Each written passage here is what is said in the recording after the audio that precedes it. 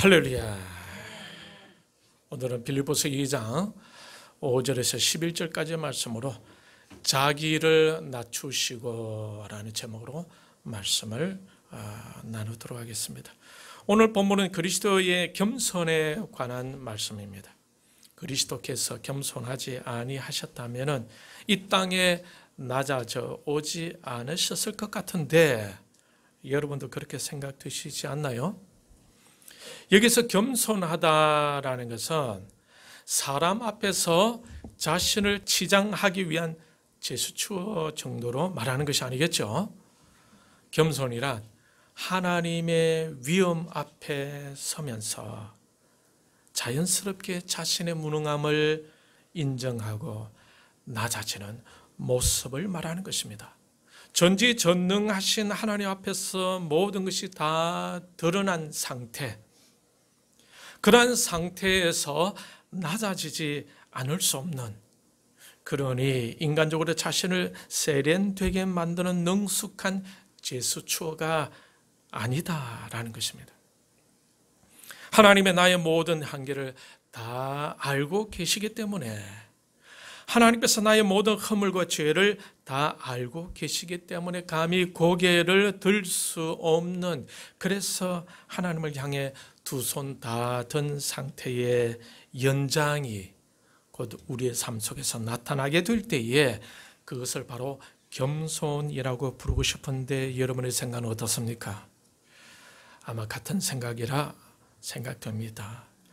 이것은 생활 속에서 하나님을 전인격적으로 만날 수 있는 사람만이 가질 수 있는 덕목이다 할 수가 있을 것입니다. 이것은 사람 앞에서 겸손한 척하는 것과는 다른 것이죠. 하나님의 임재 아래에서 자신의 무능함을 인지한 자만이 취할 수 있는 태도입니다. 하나님에 대한 확실한 믿음을 가졌기 때문에 겸손이라는 여유를 가질 수가 있게 된다라는 거죠. 오늘 본문은 우리 예수 그리스도께서는 하나님의 본체이시지만 하나님과 동등됨을 취할 것으로 여기지 아니하시고 사람들과 같이 되셨다라고 하고 있습니다. 사실 그리스도께서 오셔야 할 이 땅은 얼마나 타락한 곳이며 척박한 곳입니까? 만왕의 왕, 만주의 주가 되시는 주님과는 전혀 어울리지 않는 곳이죠. 이곳에서 주님을 기다리고 있었던 것은 무엇입니까? 핍박이었죠. 고난의 채찍이었습니다. 제자들의 배신이 기다리고 있었습니다. 십자가에서의 죽음이 기다리고 있었죠. 그러니 인간적으로 보게 되면 절대로 오고 싶은 곳은 아니었을 것입니다. 하나님 아버지의 뜻을 따라 순종하는 것이 아니면은 올 수가 없는 곳이 바로 이 땅이었다라는 거죠.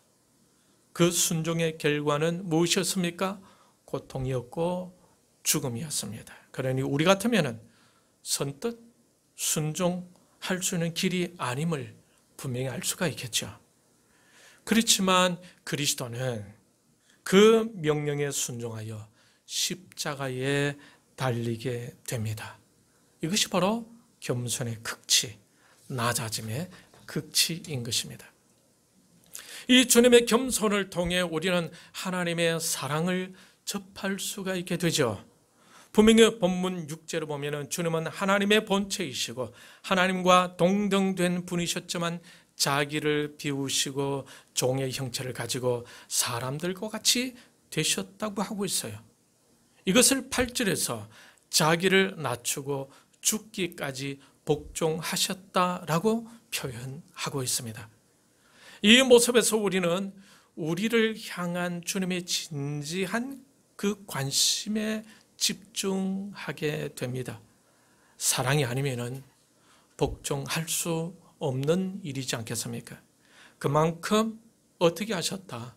주님은 우리를 사랑하셨다라는 겁니다. 우리를 향한 그 사랑은 하나님 아버지께 순종하심으로 드러나게 된 거예요. 이것이 바로 겸손의 결과죠. 이 겸손에서 우리를 향한 하나님의 숭고한 사랑을 우리가 접할 수가 있게 되고, 그 겸손을 통해 하나님의 진정성 있는 사랑이 우리에게 전달되는 것입니다. 우리를 향한 아버지 하나님의 사랑의 진정성도 주님은 충분히 이해하고 계셨던 것 같습니다. 그러니 고통의 길이라도 그것을 선택하지 않으면 안 되었을 것입니다. 그리스도는 하나님과 동등 되신 분이셨죠. 이 낮고 낮은 이 세상의 문화, 죄로 타락한 이 세상의 문화와는 전혀 어울리지 않는 분이셨어요. 하지만 주님은 이 세상에 오셔야만 했습니다. 왜 그랬습니까? 저와 여러분들을 사랑하시니까. 하지만 인간적으로 생각할 때에 굉장한 갈등이 있었지 않았을까 하고 생각해 봅니다. 하나님께서 아브라함을 시험하시려고 100세 때에 얻은 아들 이삭을 번제로 바치라고 했을 때 순간적으로 아브라함이 얼마나 갈등했을까 한번 생각해 보았습니다. 하나님이 요나에게 찾아와서 니느웨로 가서 그들을 구하라고 하셨죠. 그런데 니느웨는 어떤 나라였습니까? 이스라엘을 괴롭히던 나라였지 않습니까? 그래서 요나는 그 니느웨가 망하기를 원했을 것입니다. 그렇지만 하나님은 니느웨로 가서 그들을 구하라고 명령하셨어요. 그 명령을 들은 요나는 얼마나 갈등 속에 빠졌겠습니까? 하나님 아버지께서 이 땅에 내려가 죄인들을 대신하여 십자가에 죽어야 한다는 말씀을 하나님으로부터 들었을 때에 인간적으로 생각해 볼 때에 얼마나 갈등에 사로잡혀 있었겠습니까? 그런데 주님은 어떻게 하셨다라고 하고 있습니까? 오늘 본문 6절, 8절까지 같이 읽도록 하겠습니다. 같이 읽겠습니다. 시작. 그는 근본 하나님의 본체시나 하나님과 동등됨을 취할 것으로 여기지 아니하시고 오히려 자기를 비워 종의 형체를 가지사 사람들과 같이 되셨고 사람의 모양으로 나타나사 자기를 낮추시고 죽기까지 복종하셨으니 곧 십자가에 죽으심이라. 이 말씀을 보게 되면 주님이 갈등하였다는 내용을 전혀 찾아볼 수가 없죠. 하나님 아버지의 명령을 들으시고 즉각적으로 순종했음을 우리는 알 수가 있습니다. 7절에 보게 되면 오히려라고 되어 있죠. 하나님과 동등됨을 취할 것으로 여기지 아니하시고 오히려 자기를 비웠다라고 하고 있습니다. 아버지 하나님의 뜻에 적극적으로 자신을 비우는 것에 동참했다라는 의미입니다. 그러니 겸손이라는 것은 하나님의 뜻에 굴복할 줄 아는 것이 바로 겸손이다라는 거예요. 그러니 겸손이라는 것은 인간의 관계 속에서 만들어지는 처세술이 아니라 하나님과의 관계 속에서 형성되는 것임을 알 수가 있습니다. 주님에게 있어서의 겸손이란 하나님 앞에서의 자세를 말하는 것입니다. 우리의 겸손도 마찬가지이지 않겠습니까? 하나님의 임재와 하나님의 그 위엄 앞에서의 우리의 자세가 바로 겸손이다라는 겁니다. 하나님에 대한 믿음으로 인한 우리의 자세입니다. 하나님을 믿으니 하나님께 맡길 수가 있고 하나님께 맡기게 되니 하나님께 순종할 수가 있고 하나님께서 이루실 것을 믿으니 잠잠해지며 하나님을 바라볼 수가 있겠죠. 그런 가운데 우리의 내면에서 일어나는 것이 바로 낮아짐, 겸손이다라는 거예요. 이러한 겸손을 우리가 가지게 될 때에 하나님을 바라보게 되고 하나님의 뜻이 이루어지길 기다려지게 되고 하나님께 모든 것을 맡길 수 있게 된다라는 겁니다. 그렇게 되니 하나님의 인도하심을 좇을 수가 있고 하나님을 잠잠히 바라보며 평안해질 수가 있고 그때 우리에게서 나타날 수 있는 것이 바로 겸손이다라는 겁니다. 자기의 뜻을 비우고 자신의 생각을 비우고 자신의 목적을 비우고 하나님 아버지의 뜻이 이루어지기를 바라며 하나님이 원하시는 사람이 되기를 바란다라는 거죠. 사람들은 많은 경우에 바로 이 부분에서 실패하게 되는 경우가 많다라는 것입니다. 자기의 뜻과 자신의 생각과 자신의 목적을 비워야 할 때에 오히려 자신의 유익을 위해 하나님의 뜻과 하나님의 생각과 하나님의 목적을 버리게 되죠. 그러면서도 겸손한 척하는 자세는 유지할 줄 알죠. 아주 세련되어 보입니다. 그러한 겸손은 영혼 없는 겸손이라고 할 수 있을 것입니다.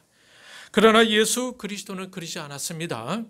자신의 유익과 안일함과는 상관없이 하나님 아버지의 뜻에 순종합니다. 이것이 바로 진정한 겸손이 아니겠습니까? 이러한 모습은 겟세마네 동산에서의 예수님의 기도에서도 볼 수가 있죠. 마태복음 26장 39절 말씀을 같이 읽도록 하겠습니다. 찾았습니까? 네, 같이 읽겠습니다. 조금 나아가사 얼굴을 땅에 대시고 엎드려 기도하여 이르시되 내 아버지여 만일 할만하시거든 이 잔을 내게서 지나가게 하옵소서. 그러나 나의 원대로 마시옵고 아버지의 원대로 하옵소서 하시고. 여기서 보면은 내 아버지여 만일 할만하시거든 이 잔을 내게서 지나가게 하옵소서라고 하고 있죠. 이 말씀은 무슨 뜻입니까? 다른 방법이 혹시 있다면은 자신을 십자가의 고통에서 벗어나게 해달라는 말씀이 아니겠습니까? 이처럼 십자가의 죽음은 인간적으로 볼 때에 예수님에게 극한 고통과 압박을 주고 있는 것이었음을 알 수가 있는 것입니다. 이렇게 고민될 문제가 산더미처럼 쌓여 있었지만은 주님은 오히려 자기를 비워 적극적으로 종의 형체를 가지면서 사람들과 같이 되셨다라고 하고 있습니다. 하나님의 숭고하신 뜻, 고귀한 하나님의 목적을 충분히 이해하시고 이 땅에 적극적으로 낮아져 오셨다라는 겁니다. 하나님 앞에서의 겸손함, 이것은 바로 저와 여러분을 향한 주님의 사랑의 표현이었습니다. 주님의 사랑을 경험하면서 깊이 이해한 사람만이 참 겸손해질 수가 있습니다. 인간적인 면에서 취하는 제스처 말고 하나님의 위엄과 하나님의 그 거룩한 사랑 앞에서 낮아지면서 생겨나는 겸손함, 이런 겸손함을 저와 여러분이 가질 수 있다면 얼마나 좋을까요? 이러한 겸손함이 성령의 감동으로 저와 여러분에게도 열려지기를 축복합니다. 이러한 겸손은요, 사람 봐가면서 하는 것이 아니죠. 어떤 사람이라도 신분과 빈부 격차 앞에서도 나올 수 있는 겸손이다. 그런 겸손이 바로 예수님의 겸손이고 예수님을 따르는 자들의 겸손이어야 하지 않겠습니까? 그런 겸손은 사람을 가리지 않습니다. 왜 그럴까요? 모두를 존중하기 때문에 그렇습니다. 이 말은 하나님 앞에 설 줄 안다라는 뜻이겠죠. 빌립보서 2장 3절 중간에 보면 이런 말씀이 있습니다. 오직 겸손한 마음으로 각각 자기보다 남을 낮게 여기고, 자기보다 남을 낮게 여길 수 있는 것은 겸손한 마음을 가졌기 때문입니다. 그것은 하나님 앞에 단독적으로 설 줄 안다는 뜻이 아니겠습니까? 그러니 그런 겸손한 사람은 어떤 사람이든지 남을 존중할 줄 알게 될 것입니다. 왜 그렇습니까? 하나님은 나 말고도 다른 사람들도 사랑하고 계시고 나 말고도 다른 사람 마음에 들어와 계신다는 것을 믿기 때문입니다. 에베소서 2장 1절에 보면은 인간이 어떤 존재임을 알 수가 있죠. 어떤 존재일까요? 허물과 죄로 죽었던 존재이죠. 또 예레미야 17장 9절 말씀을 같이 찾아보겠습니다. 찾았습니까? 같이 읽겠습니다. 만물보다 거짓되고 심히 부패한 것은 마음이라 누가 능히 이를 알려마는. 예, 끝까지. 그러므로 허물과 죄로 죽어 마음이 심히 부패한 우리를 사랑하시고 그러한 우리를 위해 죽기까지 복종하셨다라는 겁니다. 인간이 무식한데 우리를 위해 그렇게 희생을 하셨다라는 말입니까? 이것은 주님에게서 하나님 앞에서의 겸손함이 나오고 있었기 때문입니다. 그 겸손함이 없었다면 과연 그렇게 부패한 우리를 위해 이 땅에 낮아져 올 수 있었을까요? 거룩하고 숭고하신 하나님 앞에서 겸손할 수 있을 때에 낮은 곳에 있는 자들을 사랑할 수 있고 그러한 겸손을 통해 하나님 나라가 확장되어져 가는 것입니다. 그러한 겸손을 통해 하나님의 사랑이 드러나게 되는 것입니다. 5절을 같이 읽겠습니다. 너희 안에 이 마음을 품으라 곧 그리스도의 예수의 마음이니. 5절 같이 오늘 본문 5절 같이 읽도록 하겠습니다. 오늘 본문 시작. 너희 안에 이 마음을 품으라 곧 그리스도 예수의 마음이니. 이 마음을 품으라라고 하고 있죠. 이 마음은 어떤 마음입니까? 그리스도 예수의 마음이죠. 그 마음은 오늘 본문에서 어떻게 나타나고 있습니까? 겸손으로 나타나고 있어요. 자기를 비우시고 자기를 낮추시며 죽기까지 복종하시며 십자가에 죽으신 예수님의 그 삶을 통해 예수 그리스도의 겸손이 묻어 나오는 것입니다.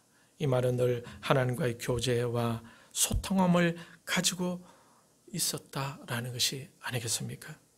이런 마음을 품으라라고 하고 있습니다. 저와 여러분도 이런 마음을 품을 수 있기를 축복합니다. 하나님의 임재와 하나님의 그 위엄 아래서 느낄 수 있는 겸손의 그 마음이 우리의 삶 속에서도 연장될 수 있기를 축복합니다. 이 겸손은 사람 봐가면서 나타나는 것이 아니라고 했죠. 죽을 죄인을 위해서도 나타날 수 있었던 것이 바로 하나님 앞에서의 주님의 겸손이었습니다. 하나님 앞에 설 줄 아는 사람에게서 풍겨 나오는 것이 바로 주님에게서 나오는 그 겸손이다라는 거예요. 어떤 사람 앞에서도 겸손할 수 있게 되는 것이 바로 예수님의 겸손입니다. 여러분, 김문수 전 대통령 후보에게서도 이러한 겸손을 느낄 수가 있는 것 같아요. 그는 한센인 앞에서도 한없이 겸손할 줄 아는 사람이었죠. 그는 항상 수첩을 들고 다닌다고 합니다. 국회의원 때도 그랬고 경기도지사 때도 그렇습니다. 항상 누가 얘기할 때에 꼭 자신에게 필요하고 기록해야 할 만한 것이 있다면 바로 즉시 수첩을 꺼내서 기록했다고 합니다. 택시 운전할 때도 마찬가지였어요. 이것이 바로 그의 겸손의 모습입니다. 그는 서울대 나왔죠. 그의 아내는 여고를 졸업했습니다. 그래도 그는 그의 아내를 사랑할 수가 있었죠. 왜 그렇습니까? 겸손했기 때문이죠. 김문수 후보와 설란영 여사를 잘 알고 있던 유시민은 설란영 여사는 고등학교를 졸업하여서 감히 대통령 후보의 아내가 될 수 없었던 사람이라고 했습니다. 그런 여자가 하루아침에 대통령 후보의 아내가 되니 지금 붕 떠 있는 상태라고 했죠. 그래서 설란영 여사는 지금 제정신이 아니다라고 했어요. 이런 말을 어떻게 함부로 할 수가 있겠습니까? 왜 그랬을까요? 겸손하지 않기 때문입니다. 내면적으로는 교만하니까 그렇지 않겠습니까? 그가 하나님 앞에 설 수 있는 자였다면 그런 말 할 수 있겠습니까? 권성동도 마찬가지죠. 엄청난 경쟁 속에서 3, 4억을 내면서 경선에 참가하여 대통령 후보가 되었는데 권성동은 김문수 후보 전 후보 들어 알량한 후보 자리를 연연해 한다고 했죠. 한 나라의 정당 원내대표는 사람에게서 나올 수 없는 말이 아니겠습니까? 왜 그런 말을 할 수가 있었겠습니까?